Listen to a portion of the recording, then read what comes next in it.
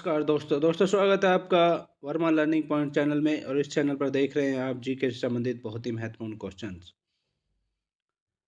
जो SSC CGL और PCS का मिश्रण लिए गए हैं, ताकि कोई भी क्वेश्चन आपसे ना छूटे। तो चलिए बगैर देरी के हुए स्टार्ट करते हैं। देखिए क्वेश्चन नंबर 1, गुप्त काल की प्रसिद्ध महिला शासक कौन थी?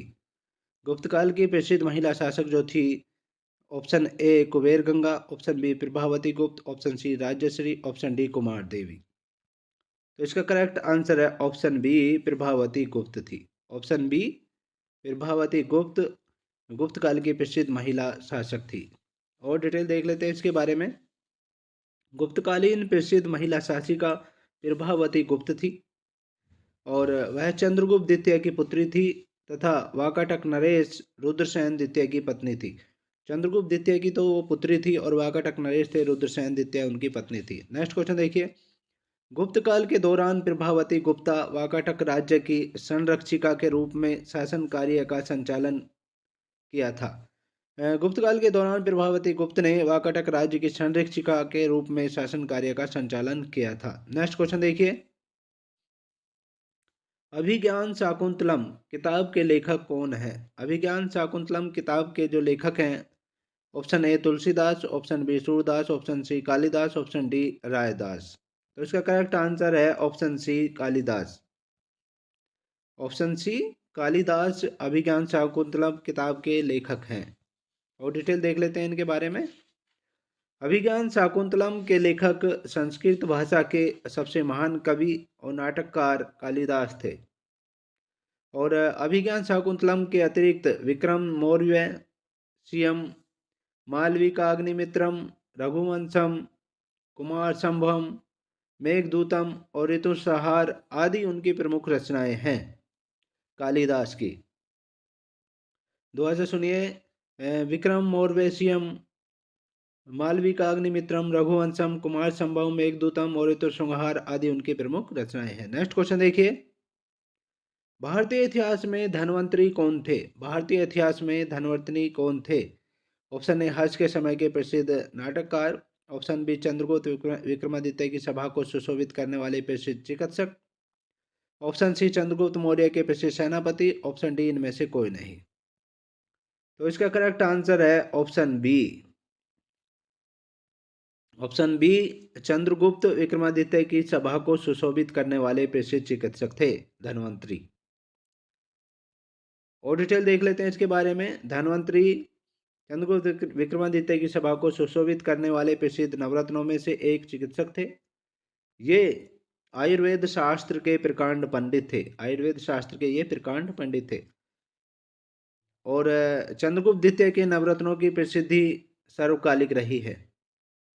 नवरत्नों में सर्वश्रेष्ठ महाकवि कालिदास भी इन्हीं के दरबार को सुशोभित करते थे। नेक्स्ट क्वेश्चन देखिए, सम्राट अशोक का कौन सा शिलालेख कलिंग पर उनकी विजय का उल्लेख करता है? सम्राट अशोक का कौन सा शिलालेख कलिंग पर उसकी विजय का उल्लेख करता है? ऑप्शन ए प्रथम, ऑप्शन बी चतुर्थ, ऑप्शन सी 10वीं, ऑप्शन बी 13वीं। तो इसका करेक्ट आंसर है D part. D part correct answer है। 13वीं विजय का उल्लेख करता है। 13वां शिलालेख जो है कलिंग पर उनकी विजय का उल्लेख करता है, 13वां शिलालेख। नेक्स्ट क्वेश्चन देखिए और डिटेल देख लेते हैं इसके बारे में। कलिंग युद्ध तथा उसके परिणामों के विषय में अशोक के 13वें शिलालेख से विस्तृत सूचना प्राप्त होती है। और आपको बता दें कि अशोक ने अपने राज्याभिषेक के 8 वर्ष बाद 261 ईसा पूर्व में कलिंग पर आक्रमण किया था। अभी राज्याभिषेक के 8वें वर्ष बाद किया था उसने, और 261 ईसा पूर्व में किया था, कलिंग पर आक्रमण किया था। और इस शिलालेख में अशोक ने कलिंग युद्ध से हुई पीड़ा पर अपना दुख और पश्चाताप व्यक्त किया है। कलिंग युद्ध में काफ़ी नरसंहार हुआ था, जिसको देखकर अशोक का हृदय द्रवित हो उठा था और उसने इस शिलालेख में अपना वो दुख और पश्चाताप व्यक्त किया है। नेक्स्ट क्वेश्चन देखिए, निम्नलिखित में से मौर्य कला का सर्वोत्तम प्रतिमान कौन सा है? निम्नलिखित में से मौर्य कला का सर्वोत्तम प्रतिमान कौन सा है? ऑप्शन ए स्तंभ, ऑप्शन बी स्तूप, ऑप्शन सी चैत्य, ऑप्शन डी बारादरी। तो करेक्ट आंसर है ए पार्ट। ए पार्ट करेक्ट आंसर है। मौर्य कला का सर्वोत्तम प्रतिमान जो है वो स्तंभ है। और डिटेल देख लेते हैं इसके बारे में। मौर्य कला का सर्वोत्तम प्रतिमान स्तंभों को माना जाता है, जिसमें अशोक द्वारा धर्म के प्रचार हेतु स्थापित कराए गए एकात्मक स्तंभ विशेष रूप से उल्लेखनीय है। एकात्मक स्तंभ विशेष रूप से उल्लेखनीय है धर्म के प्रचार के लिए। सम्राट अशोक ने स्थापित कराए थे ये। और अशोक के एकात्मक स्तंभों का सर्वोत्तम नमूना सारनाथ का सिंह स्तंभ शीर्ष है। सारनाथ में जो सिंह स्तंभ शीर्ष है, और सिंह स्तंभ शीर्ष ही हमारे चक्र का, जो ध्वज में चक्र है, उसका प्रतीक है। नेक्स्ट क्वेश्चन देखिए। हैक प्रोग्रामिंग भाषा को किस कंपनी ने विकसित किया था? हैक प्रोग्रामिंग भाषा को किस कंपनी ने विकसित किया था? ऑप्शन ए गूगल ने, ऑप्शन बी माइक्रोसॉफ्ट ने, ऑप्शन सी फेसबुक ने, ऑप्शन डी एप्पल ने। तो इसका करेक्ट आंसर है Facebook. C part correct answer है फेसबुक ने। हैक प्रोग्रामिंग भाषा को जो है फेसबुक ने विकसित किया था। फेसबुक कंपनी ने विकसित किया था। नेक्स्ट क्वेश्चन देखिए। कंप्यूटर माउस का आविष्कार किसने किया था? कंप्यूटर माउस का आविष्कार किसने किया था? ऑप्शन ए जेने डोलगोफ ने, ऑप्शन बी ब्रेंडन इच ने, ऑप्शन सी डॉगलस एंजलबर्ट ने, ऑप्शन डी फ्रेडरिको फेगिन ने। तो इसका करेक्ट आंसर है ऑप्शन सी डॉगलस एंजलबर्ट ने किया था।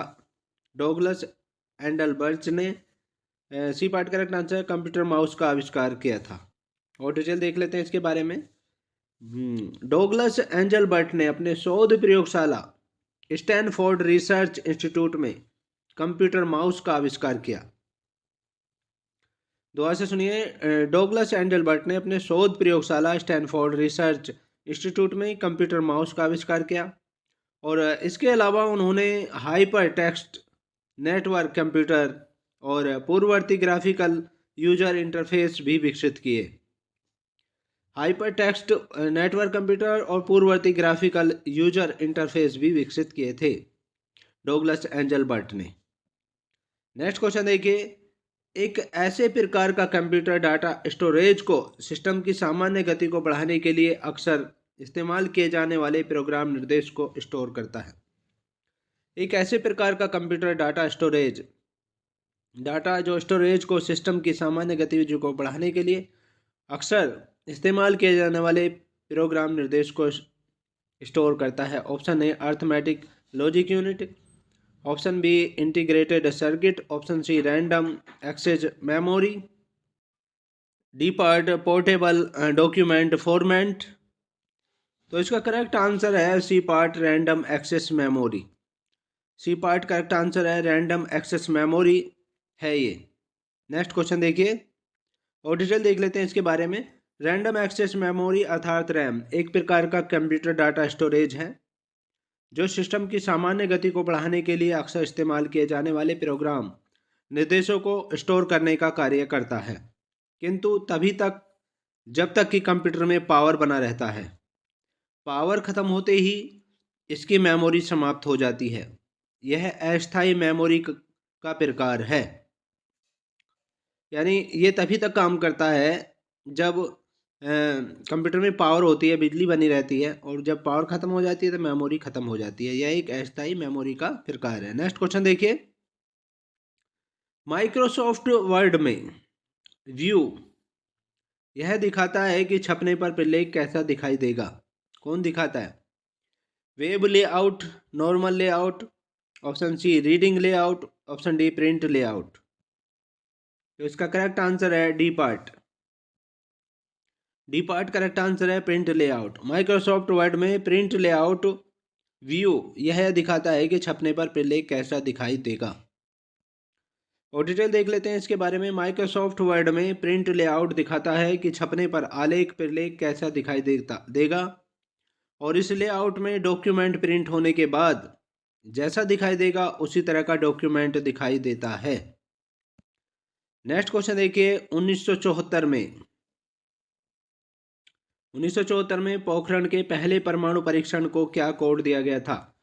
1974 में पोखरण में पहला परमाणु परीक्षण किया था भारत ने, राजस्थान में, और 1974 में। तो उसको क्या कोड दिया गया था? Option A dozing Buddha, option B blessing Buddha, option C smiling Buddha, option D laughing Buddha. तो ये करेक्ट आंसर है C part, smiling Buddha. C part correct answer है, स्माइलिंग बुद्ध उसको कोड दिया गया था। और डिटेल देख लेते हैं इसके बारे में। राजस्थान के जैसलमेर जिले के पोखरण परमाणु रेंज में 18 मई 1974 को दुनिया के प्रमुख पृथ्वी निगरानी प्रणालियों को धता बताते हुए भारतीय परमाणु वैज्ञानिकों ने डॉक्टर राजा रमन्ना के नेतृत्व में बीके अयंगर और R C. Chidambaram, M Sabashiva Venkatesan, V D. Patwardhan, Homi Sethna, ये थे सभी इनके यानी डॉक्टर राजा रमन्ना के नेतृत्व में ये सभी शामिल थे। और उन्होंने अपना पहला परमाणु परीक्षण किया था, जिसका कोड नेम बुद्ध मुस्कुराए था, स्माइलिंग बुद्ध था। और पुनः इसके बाद 11 और 18 मई को भारत में एपीजे कलाम, आर.सी. चिदम्बरम और अनिल काकोडकर के नेतृत्व में ऑपरेशन शक्ति नाम से 5 भूमिगत परमाणु परीक्षण की श्रृंखला को संपन्न किया गया था 18 मई 1974 को। नेक्स्ट क्वेश्चन देखिए, कैगा 2 संयंत्र जो बिजली उपलब्ध कराता है एक है, क्या है? पन बिजली संयंत्र, कोयला संयंत्र, सी परमाणु ऊर्जा संयंत्र, डी इनमें से कोई नहीं। तो कैगा 2 संयंत्र जो है जो बिजली उपलब्ध कराता है वो है परमाणु ऊर्जा संयंत्र। सी पार्ट करेक्ट आंसर है, परमाणु ऊर्जा संयंत्र है कैगा 2 संयंत्र जो बिजली उपलब्ध कराता है। और डिटेल देख लेते हैं इसके बारे में। कैगा एक परमाणु बिजली उत्पादन संयंत्र है जो उत्तर कन्नड़ जिले कर्नाटक में स्थित है। यह संयंत्र मार्च 2000 से एनपीसीआई द्वारा संचालित किया जा रहा है। मार्च 2000 से एनपीसीआई द्वारा संचालित ये किया जा रहा है और ये उत्तर कन्नड़ जिले में कर्नाटक में स्थित है। नेक्स्ट क्वेश्चन देखिए, साहा परमाणु विज्ञान संस्थान कहाँ स्थित है? साहा परमाणु विज्ञान संस्थान कहाँ स्थित है? ऑप्शन ए मुंबई में, ऑप्शन बी कोलकाता में, ऑप्शन सी चेन्नई में, ऑप्शन डी नई दिल्ली में। तो इसका करेक्ट आंसर है ऑप्शन बी कोलकाता में। डी पार्ट करेक्ट आंसर है, कोलकाता में है। साहा परमाणु विज्ञान संस्थान कोलकाता में है। और डिटेल देख लेते हैं इसके बारे में। इसकी स्थापना 1949 ईस्वी में हुई थी और इसका मुख्यालय जो है विधाननगर, कोलकाता, पश्चिम बंगाल में स्थित है। साहा परमाणु विज्ञान संस्थान का मुख्यालय विधाननगर, कोलकाता, पश्चिम बंगाल में स्थित है। उसकी स्थापना 1949 ईस्वी में हुई थी। नेक्स्ट क्वेश्चन देखिए, इसरो का पूरा नाम क्या है? इसरो का पूरा नाम क्या है? ऑप्शन ए भारतीय वैज्ञानिक अनुसंधान संस्थान, ऑप्शन बी अंतर्राष्ट्रीय अंतरिक्ष अनुसंधान संस्थान, ऑप्शन सी अंतर्राष्ट्रीय बिक्री अनुसंधान संस्थान, ऑप्शन डी भारतीय अंतरिक्ष अनुसंधान संस्थान। तो इसका करेक्ट आंसर है ऑप्शन डी भारतीय अंतरिक्ष अनुसंधान संस्थान इसरो का पूरा नाम है। और डिटेल देखिए इसके बारे में। इसरो की स्थापना 1969 ईस्वी में हुई थी तथा इसने भारतीय राष्ट्रीय अंतरिक्ष अनुसंधान समिति इनकोस्पर का स्थान लिया था। भारतीय राष्ट्रीय अंतरिक्ष अनुसंधान समिति इनकोस्पर का स्थान लिया था इसने। और इसका मुख्यालय बेंगलुरु में स्थित है। बेंगलुरु कर्नाटक में स्थित है इसका मुख्यालय और यह भारत सरकार के अंतरिक्ष विभाग के प्रशासनिक नियंत्रण में कार्य करता है। भारत सरकार के अंतरिक्ष विभाग के प्रशासनिक नियंत्रण में ये कार्य करता है और इसका उद्देश्य अंतरिक्ष प्रौद्योगिकी का विकास करना तथा विभिन्न राष्ट्रीय आवश्यकताओं में उनका उपयोग करना है, इसका उद्देश्य है। उसकी स्थापना 1969 ईस्वी में हुई थी। नेक्स्ट क्वेश्चन देखिए, कार्सिनोजेनिक रसायन निम्न में से किस रोग को जन्म देते हैं? कार्सिनोजेनिक रसायन निम्न में से किस रोग को जन्म देते हैं? ऑप्शन ए हृदय रोग को, ऑप्शन बी मधुमेह को, ऑप्शन सी कैंसर को, ऑप्शन डी अस्थमा को। तो इसका करेक्ट आंसर है ऑप्शन सी कैंसर को। ऑप्शन सी कैंसर को जन्म देते हैं। कार्सिनोजेनिक रसायन कैंसर रोग को जन्म देते हैं। और डिटेल देख लेते हैं इसके बारे में। कार्सिनोजेनिक रसायन वे रसायन हैं जो कैंसर को जन्म देते हैं। और बेंजीन तथा लगभग सभी बहुनाभिकीय एरोमेटिक हाइड्रोकार्बन कार्सिनोजेनिक होते हैं। जो बेंजीन है या लगभग सभी बहुनाभिकीय एरोमेटिक हाइड्रोकार्बन कार्सिनोजेनिक होते हैं और ये कैंसर को जन्म देते हैं। उदाहरण एक जैसे 1,2 बेंजोपिरीन, 1,2 बेंजान थ्रासीन आदि हैं। नेक्स्ट क्वेश्चन देखिए, गिल्सरोल का प्रयोग निम्न में से किसके उत्पादन में होता है? गिल्सरोल का प्रयोग निम्न में से किसके उत्पादन में होता है? ऑप्शन ए नायलॉन के में, ऑप्शन बी कृत्रिम रेशम के में, ऑप्शन सी टेरिलीन के में, ऑप्शन डी रबड़ के में। तो इसका करेक्ट आंसर है ऑप्शन सी टेरिलीन के। गिल्सरोल का प्रयोग टेरिलीन उत्पादन में होता है। सी पार्ट करेक्ट आंसर है। नेक्स्ट क्वेश्चन देख और डिटेल देख लेते हैं इसके बारे में। ग्लाइकोल, एथिलीन ग्लाइकोल तथा टेरेप्थेलिक अम्ल मिलकर एक संघनन उत्पाद बनाते हैं जिसे टेरिलीन या टैक्रोन कहते हैं। ग्लाइकोल, एथिलीन ग्लाइकोल तथा टेरेप्थेलिक अम्ल मिलकर जो है संघनन उत्पाद बनाते हैं जिसे टेरिलीन या टैक्रोन कहते हैं। और टेरिलीन का प्रयोग जो है टेरिकोट के उत्पादन में किया जाता है। नेक्स्ट क्वेश्चन देखिए, वह गैस जो अक्सर कोयले की खान से रिश्ती है, वह गैस जो अक्सर कोयले की खान से रिश्ती है। Option A hydrogen, option B carbon monoxide, option C वायु, ऑप्शन डी मैथेन। तो इसका करेक्ट आंसर है option D methane. Option D methane जो है कोयले की खान से अक्सर रिश्ती रहती है। और डिटेल देख लेते हैं इसके बारे में। कोयले की खान से अक्सर मैथेन गैस CH4 स्रावित होती है और यह वायु के साथ मिश्रित होकर विस्फोटक मिश्रण बनाती है। वायु के साथ मिश्रित होकर यह विस्फोटक मिश्रण बनाती है। और मैथेन को मार्स गैस भी कहा जाता है। मैथेन को मार्स गैस भी कहते हैं क्योंकि यह दलदली भूमि से बुलबुलों के रूप में निकलती है। यह दलदली भूमि से निकलती है और बुलबुलों के रूप में ये निकलती है मैथेन गैस। नेक्स्ट क्वेश्चन देखिए, बाहरी वाहनों के ईंधन के रूप में डीजल को वरीयता दी जाती है, क्यों? बाहरी वाहनों के ईंधन के रूप में डीजल को वरीयता दी जाती है, क्यों? क्योंकि यह ऑप्शन ए सस्ता होता है, ईंधन का क्षय कम होता है, इसमें ऑप्शन सी इसमें अधिक क्षमता होती है और यह ईंधन बचाता है, ऑप्शन डी कच्चे माल से बड़े पैमाने पर उत्पादन करता है। तो इसका करेक्ट आंसर है ऑप्शन सी। ऑप्शन सी इसमें अधिक क्षमता होती है और यह ईंधन बचाता है। बाहरी वाहनों के ईंधन के रूप में डीजल को वरीयता इसलिए दी जाती है क्योंकि इसमें अधिक क्षमता होती है और यह ईंधन बचाता है। नेक्स्ट क्वेश्चन देखिए और डीजल देखिए इसके बारे में। डीजल तेल भारी मोटर वाहनों के प्रयोग हेतु अनुकूल है क्योंकि इसकी क्षमता अधिक होती है और यह ईंधन को बचाता है। नेक्स्ट क्वेश्चन देखिए, नियोन लैंप का आविष्कार किसने किया? नियोन लैंप का आविष्कार किसने किया? ऑप्शन ए विंट क्रीफ ने, ऑप्शन बी डेविड कॉम ने, ऑप्शन सी जॉर्ज क्लाउडी ने, ऑप्शन डी विनोद धाम ने। तो नियोन लैंप का जो आविष्कार किया था वो सी पार्ट करेक्ट आंसर है, जॉर्ज क्लाउडी ने किया था। C part correct answer, George Claude ने नियोन लैंप का आविष्कार किया था। नेक्स्ट क्वेश्चन देखिए, विद्युत शुद्धिकरण प्रक्रिया में शुद्ध धातु कहाँ जमा होती है? विद्युत शुद्धिकरण प्रक्रिया में शुद्ध धातु कहाँ जमा होती है? ऑप्शन ए एनोड पर, ऑप्शन बी कैथोड पर, ऑप्शन सी वर्तन पर, ऑप्शन डी विद्युत अपघटन पर। इसका करेक्ट आंसर है ऑप्शन बी कैथोड पर। ऑप्शन बी कैथोड पर जमा होती है विद्युत शुद्धिकरण प्रक्रिया में शुद्ध धातु। और डिटेल देख लेते हैं इसके बारे में। विद्युत शुद्धिकरण यह धातु शुद्धिकरण की प्रक्रिया है जिसमें अशुद्ध धातु एनोड पर तथा शुद्ध धातु कैथोड पर जमा होती है। नेक्स्ट क्वेश्चन देखिए, उस उपकरण का क्या नाम है?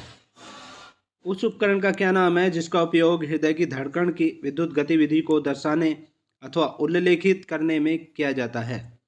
उस उपकरण का क्या नाम है जिसका उपयोग हृदय की धड़कन की विद्युत गतिविधि को दर्शाने अथवा उल्लेखित करने में किया जाता है? Option A electrocardiogram, option B electrocardiograph, option C stethoscope आला, ऑप्शन डी स्पिग मैनोमीटर। तो इसका करेक्ट आंसर है ऑप्शन बी इलेक्ट्रोकार्डियोग्राफ कहा जाता है, जिसका उपयोग हृदय की धड़कन की विद्युत गति को दर्शाने अथवा उल्लेखित करने में किया जाता है। और डिटेल देख लेते हैं इसके बारे में। इलेक्ट्रोकार्डियोग्राफ से मनुष्य के हृदय या दिल की धड़कन को ग्राफ पेपर पर उल्लेखित किया जाता है, अर्थात मनुष्य की हृदय गति को मापने में इसका प्रयोग किया जाता है इलेक्ट्रोकार्डियोग्राफ को। तो ये थे जी के संबंधित महत्वपूर्ण क्वेश्चंस। नेक्स्ट वीडियो में आपसे फिर मिलते हैं, तब तक के लिए बाय, जय हिंद दोस्तों।